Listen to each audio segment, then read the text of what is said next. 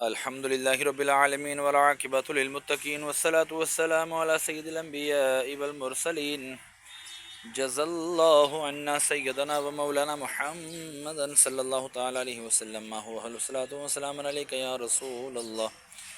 اللهم ربنا آتنا في الدنيا حسنة وفي الآخرة حسنة وقنا عذاب النار. یا الہ العالمین، جمعہ کا دن ہے، مولا سورہ یاسین کی تلاوت کی تیری بلند و عظیم بارگاہ میں پیش کرتے ہیں، قبول و منظور فرما.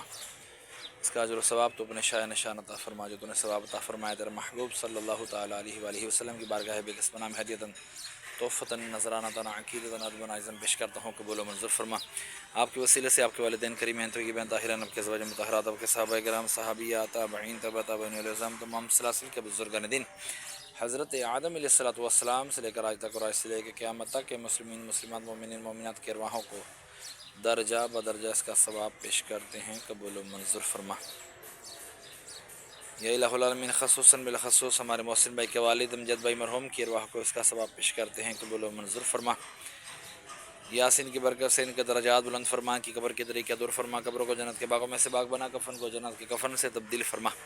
میں اپنے والدین مرحوم کی ارواحوں کو بھی اس کا ثواب پیش کرتا ہوں، مقبول و منظور فرما. ان کے بھی درجات میں بلندی عطا فرما، قبر کی تاریکیاں دور فرما، قبروں کو جنت کے باغوں میں سے باغ بنا، کفنوں کو جنت کے کفن سے تبدیل فرما. مرنے کے بعد سارے کا سارا ثواب مجھے بھی عطا فرمانا.